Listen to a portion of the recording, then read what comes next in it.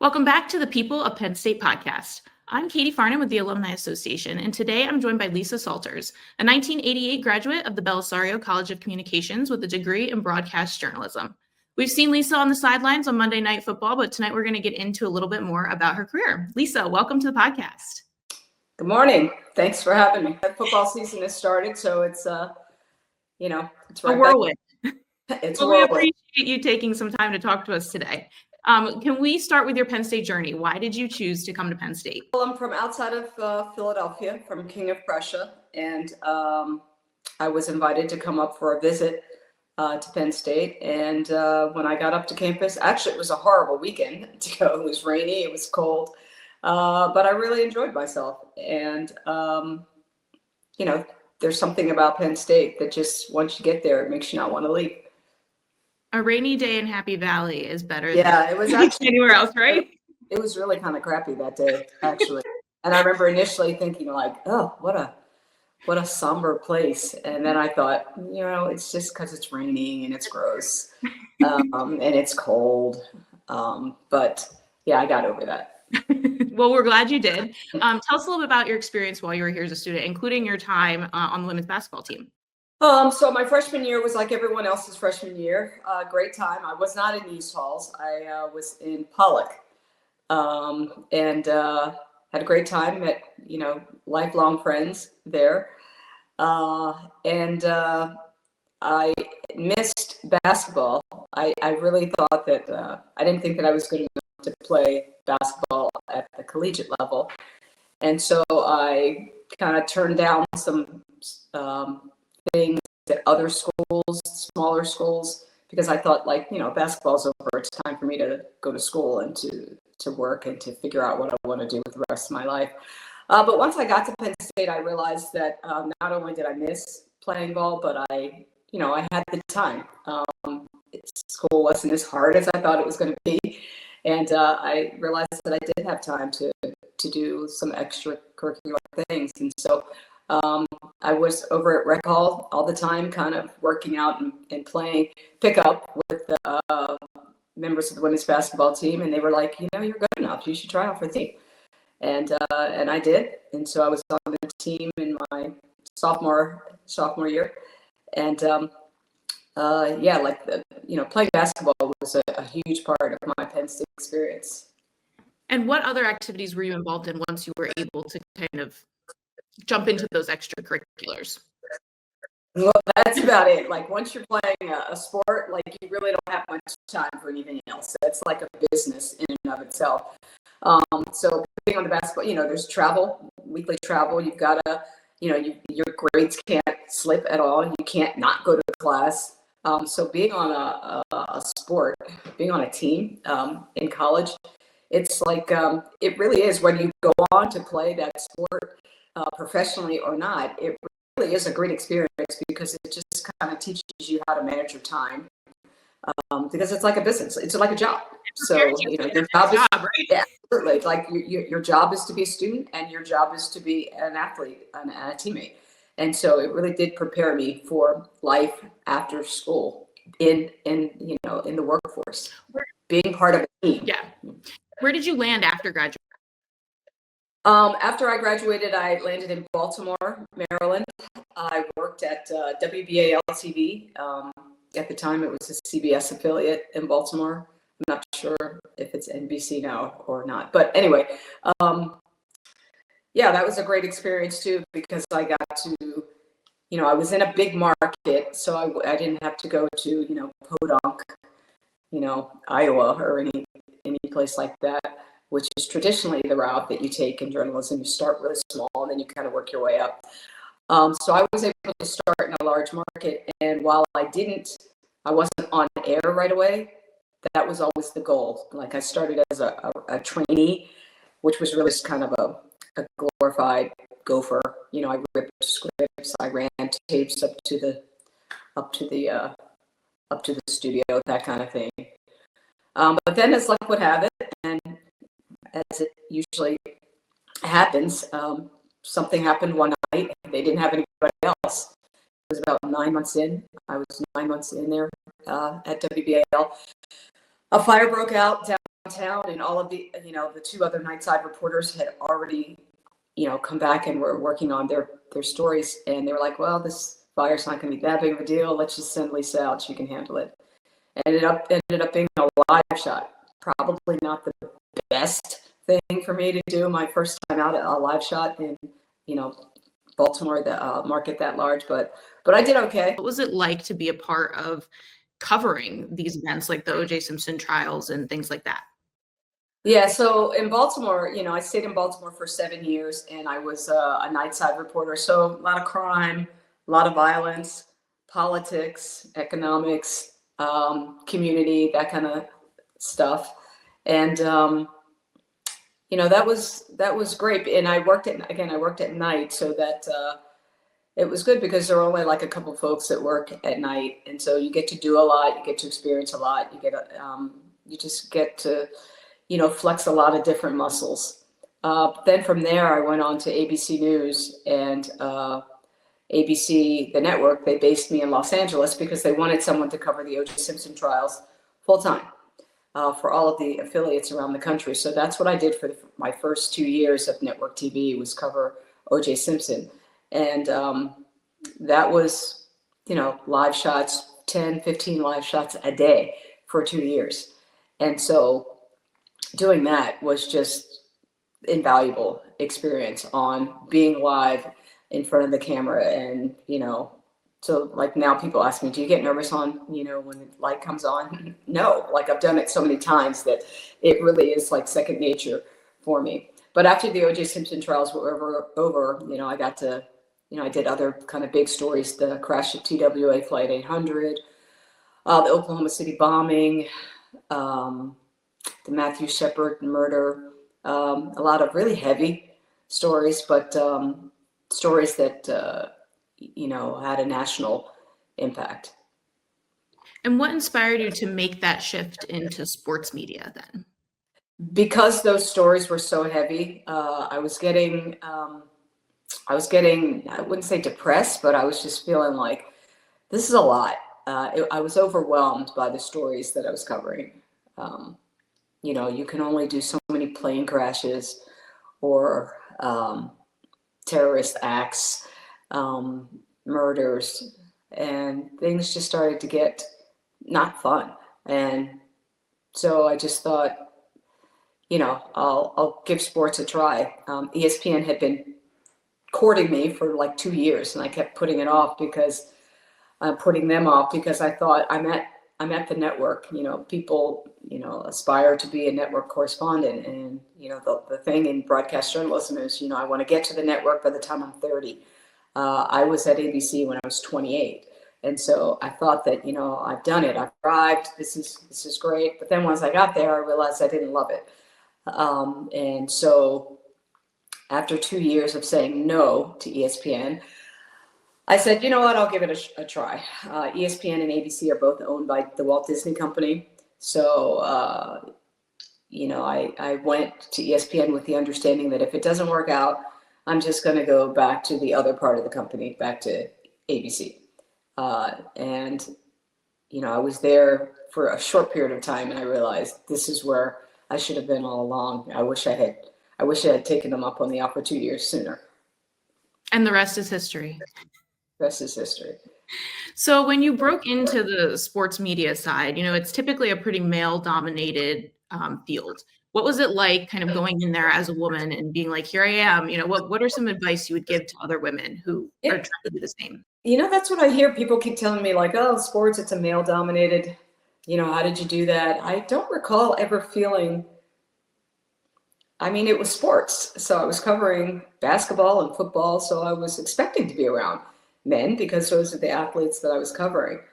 But I never really felt that I was slighted in any way or overlooked in any way. I was also coming in, my situation was unique because I was coming in as a network correspondent coming into the sports world. So I was already coming in with pedigree. I was already coming in with kind of respect because I had been at the network. So I think maybe that kind of softened my landing a little bit in making the transition because people knew that I wasn't, this hits, runs, and errors reporter, that I was a journalist. And so, when I was doing a story or assigned to do a story, I think there was a certain amount of respect that came with the fact that I had been doing news, hard news, for 12 years before I even did anything in sports. That's a great way to start the career right there, right? Absolutely. I mean, I think that my news background, still to this day, I think is a tremendous asset. It's something that not everyone has. So, when something goes down or something goes awry when you're doing a sports story, it's not that big of a deal to me because it's not a dead body. I'm not looking at a dead body. I'm not, looking at a drug deal gone wrong or, building being blown up. So everything, I have a different perspective, I think, on In the deepest of the deep. Yeah. Yeah. So you are now the longest tenured sideline reporter for Monday Night Football. What is that like? And what does your schedule look like? I can imagine right now it's pretty crazy. You're traveling somewhere new every week. What's that like for you? Well, I've kind of gotten out, like you said, this is year 14, I believe, for me. So it's kind of like I've gotten into a rhythm, and the rhythm is easier to get into each season, I think. My week is it's like I always call it like a runaway freight train, the football season, because the season starts and you're either on board or you're not. So it's not going to stop. It goes from now until week 18 and then the playoffs. So I know I get my schedule kind of in we know we're going to be every Monday night, like right around the time of the draft. So like May-ish. So I've known where my Monday night sites are going to be since May. So say last week I was in Houston. Next week I know I'm going to be in Baltimore. The week after that I know I'm going to be in Denver. The week after that I think it's Jacksonville and then DC. And so I know where I'm going to be. There's a nice, there's some comfort in knowing like where you're going to be from week to week. And then my schedule within every week is kind of the same as well. I do a game on Monday, and then on Tuesday I fly home, and I try to kind of do nothing on Tuesday related to work. I try to just kind of be present and get some rest, grocery shopping, get the house in order, hang out with my kid. And then on Wednesday I start prepping again for the next week's game. Reading articles, looking at the depth charts, contacting the teams to find out which players I can talk to during the week. Thursday, we have a production meeting in the morning where the entire production team, Joe Buck, Troy Aikman, everybody, the producer, the director, graphics, everybody is kind of on a call for about an hour. And then the rest of Thursday and Friday, I'm kind of doing interviews with players from the teams that I want to talk to. So I'll contact the PR people and say, hey, I want to talk to Lamar Jackson. I want to talk to Derrick Henry. I want to talk to Marlon Humphreys, and whatever works for their schedule. So it could be, I could do one interview on Thursday and 5 on Friday, or I could do a bunch of interviews at the same time on Thursday and nothing on Friday. It's whatever works for the players around their schedule. So, but Thursday, Friday, I usually take the time to do interviews with players. And then Saturday, we have production meetings with the teams. So the head coach, offensive coordinator, defensive coordinator, we set up Zoom calls, and we talk to, both sides. Sundays travel to whatever. This Sunday I'll be traveling to Baltimore, and Monday's the game. And then Tuesday it starts all over again for for the next teams. Then, week 4 will be Cincinnati and Denver. So there is a rhythm to it. There's a routine to it, which is nice. But I always liken it to, it's like studying for a test every week. Like I'm studying, prepping, studying, and the test is on Monday. And then once Monday comes, then that test is over. I rest on Tuesday. And then Wednesday I start studying for the week 4 test. Busy and chaotic, but consistent. So that probably is very helpful. Yeah. So in 14 years, I'm sure you've seen some pretty incredible moments while you're reporting live. Do you have any favorites that come to mind? Certainly not a favorite, but the most memorable moment that I've had on the sideline was when Damar Hamlin got hurt. Um, and that was, I believe, 3 years ago now. Um, Horrible, frightening. Um, you can talk about it now because he's okay and he's doing so well. But, when that happened, it was very traumatic to witness because I honestly thought that I was watching someone die on the football field. I didn't think that he was going to make it. It didn't look like he was going to make it. We all knew that it was very, very serious.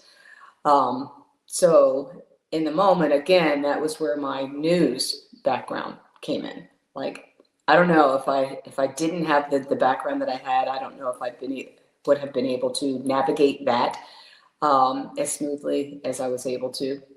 Other memorable moments that were more fun, that were upbeat. Say Drew Brees breaking the passing record. Any game that Peyton Manning had, just the incredible athleticism that I'm able to see on a weekly basis. And it's not just football that I do. I do the NBA as well. So when the football season ends, I'm all in on the NBA season. And so just the athleticism that I get to see on a game to game basis is incredible. And I've got a front row seat. I'm sitting courtside for the NBA games. I'm standing on the field for the NFL games. So I get to see just how elite these athletes are all the time. What does your schedule look like when you transition into that NBA season? The NBA is a lot less stressful. There are more games, certainly, but the length of the game is shorter, for one. NFL game is 3.5 hours. An NBA game is about 2 hours and 15 minutes. There are 53 people on a roster, and in football on each team, there's 15 on a roster on a basketball team, and 8, 9, 10 of those guys play. So the prep is a little easier for a basketball game. Just kind of getting to know the storylines and the star players and what you anticipate is going to happen in the game. So while I prep for a week for a football game every week, I prep solidly Wednesday, Thursday, Friday, Saturday, Sunday. That's 5 days. I'm prepping for the game on Monday. For a basketball game, I might start. The game is on a Saturday. I probably will start Thursday night, Friday. So I feel like there's a lot more breathing room with basketball until, of course, you get to the playoffs. And then when you get to the playoffs, there are games every other day. And so it's just, one after the other after the other. So it's a different rhythm and a different flow, but still it's a routine. And we talked a lot about your live coverage, but you work on some other projects that are more documentary based, like ESPN's E60. Can you tell us a little bit more about that project? So E60 is a news magazine show that I don't do a lot with much anymore, just because there's not a lot of time in between the NFL and the NBA. But when I do, it just exercises a completely different muscle. It's long form, where you're sitting down and you're talking to someone, not just for 30 seconds, like I might talk to a coach at the end of a quarter, or for a couple minutes on the phone. I might talk to Lamar Jackson in preparation for this week's game. I'm actually sitting down talking to someone about a story, something that's happened in their life, for a couple of hours. So I remember we did a profile on Travis Kelce, and we met with Travis like 3 times, and each time we talked to him for about 3 to 4 hours each time, just to get everything that we needed to get covered about his life covered. So again, it's exercising a different muscle. For me, it's that interviewing muscle that I also think it has been invaluable for me as a sideline reporter. because I know how to ask questions. I know how to get people to open up and to talk about things that they necessarily don't want to talk about. I can do that too, but just things that maybe aren't easy for them to talk about. So, E60 it's just been a great, it's a great show. I mean, I'm not doing a lot with it these days, but it's still on, and they put out tremendous stories. I don't, I believe HBO Real Sports, I don't know if that's still in the air or not, but that's really the only other thing that's like it on television now for sports. It really is like the 60 Minutes for sports, but just in depth, really getting behind, underneath the helmet, really getting to know these athletes and coaches that we watch play all the time. I mean, because they're people just like everybody else. So getting the opportunity to see them as people, that's been great as well. And I'm sure you've run into some other fellow Penn Staters along the way. Can you tell us about any memorable moments you've had with them? Oh, always on the field. Every time I see Saquon Barkley, it's like, hey, Penn State, or just walking in on the field at a stadium. I'll be walking by and someone will yell out, "We are!" And it's like, you're like a Pavlov dog. Pavlov's dogs. You're like Penn State. So Penn State is everywhere. Certainly the athletes all over the field. Mostly in football. I don't meet a lot of Penn State basketball players, but football players all the time. And that's always great to see. I always love to see when the Penn Staters do well. Penn State roots run deep, right? That's right. Absolutely. All right. So in 2023, you won your first Sports Emmy in Outstanding Personality / Reporter category, which had to be a very pinch me moment. Can you tell us about that experience? Well, I always thought that I always called myself the Susan Lucci of the Sports Emmys, because I was always nominated and never won. And so, that year it was special because I actually won. And so, it was a great moment. They always say it's great to be nominated, and it is. But it is also very humbling every time you're nominated and you don't win. You're like, I lost again. So it was nice to finally get one under my belt. And it honestly isn't the most important thing in the world, I gotta say. It's nice to be recognized, but it's really not the reason that you go out and do it on a week-to-week basis. You're pissed at the end of the year if you don't get nominated, for sure. I'm not going to lie and say that, but it's not something that you think about like when you're working. But yeah, I've done all right. Always good to get that little pat on the back, right? When you realize all the work that you put in is definitely worth it. So the sports journalism school and the program here at Penn State is kind of growing, and more students are interested in being a part of it. What advice would you have for those students who want to break into the industry after they graduate? The first thing is to get in any way you can.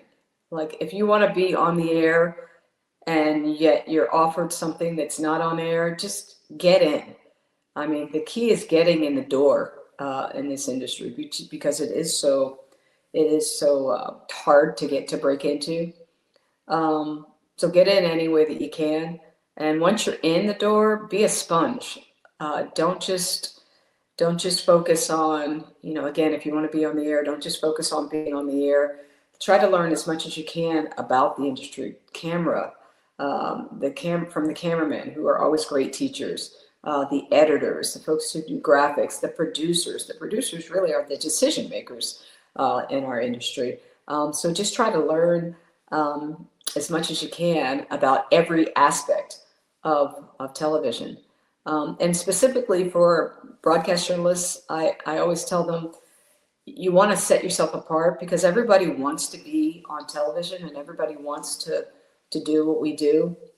So you really do have to make yourself stand out. And the best way that I think that you can do that is to be a good writer, know how to write, because they can teach you how to look good on television, but teaching you how to write once you're, 22, 23 years old, that's a lot more difficult. If you can write well, the rest can be taught. And so I tell that to aspiring students all the time, is to set yourself apart with your writing, be able to write, and you'll go far. And clearly each of the experiences you've had throughout your career have kind of contributed to getting you to where you are and being able to, do a live shot on a Monday night and be ready. So that's really great advice for our students. So we like to wrap things up with a fun little lightning round of some Penn State related questions. Are you ready? Sure. Your favorite Penn State sport, which one are you coming back to campus for? Women's basketball. Your favorite class and or professor while you were a student? Favorite class? I would say broadcast journalism. Lynn Hines was our professor. Your most interesting we are, wherever you were in the world where you got a we are, which I'm sure has been many different places. But what was the craziest one? In Budapest, Hungary. I was just kind of walking in a restaurant, and someone was like, "Hey, we are." They had also gone to Penn State, so I'm like, "I'm in Hungary. This is crazy." It was pretty cool. Literally everywhere, right? Everywhere. What was your favorite local state college restaurant that you were hitting up on those study nights when you were in school? I don't believe it's there anymore. I think it was called the Golden Walk. It was a Chinese food restaurant down on College Avenue all the way at the end. I don't think it's there anymore, though. And last question, your most treasured piece of Penn State swag? Penn State swag? Yes. I would say it's my cap that's behind me. Yeah, I don't know if you can see it. Yep. It's the cap that's back here that I got for commencement when I got to be the commencement speaker. So that meant a lot. Like, who would have ever thought that they would invite me back for anything, let alone come back and be commencement speaker? That was pretty. Can you tell us about that experience while we're talking about it? Sure. Like, it was so humbling and meaningful because. To think that, when I left campus, I was 22 years old, didn't know anything. And then I was being invited back to kind of inspire other people who were, like I was 22 years old and getting ready to go out on their own. And so it just meant a lot to think that, I had done something right, that my alma mater wanted to invite me back to inspire, other, men and women who were about to go out, just like I was, try to find their way in the world. And it just meant a lot. So, well, thank you so much for joining us today, taking some time out of your busy week schedule and talking to us. Again, thanks for having me. Go State. Thanks so much to Lisa for joining us today. And don't forget to rate, review, and subscribe so you never miss an episode. Thanks to our guest relations coordinator, Abrielle Clark, and our graphic designer, Gabrielle Harris, for their work on this episode.